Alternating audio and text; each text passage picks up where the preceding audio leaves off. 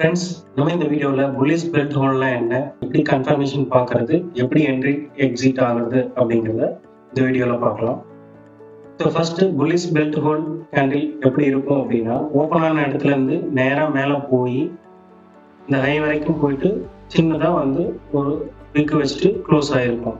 இந்த கேண்டில் எதை உணர்த்துதுன்னா, ஒரு செல் ட்ரெண்டு முடிவுக்கு பை ட்ரெண்டுக்கு மாறதுக்கான வாய்ப்பு இருக்குங்கிறத இந்த இடத்துல உணர்த்துது. ஒரு செல் ட்ரெண்ட் ரிவர்சல் ஆகக்கூடிய இடத்துல இந்த கேண்டில் கிடைச்சது அப்படின்னா நம்ம ஒரு பை என்ட்ரிக்கான ஆப்பர்ச்சுனிட்டியை பார்க்கலாம். இதுல பாத்தீங்கன்னா மார்க்கெட் ஓவராலா டவுன் ட்ரெண்ட்ல வந்துட்டு இருக்குது.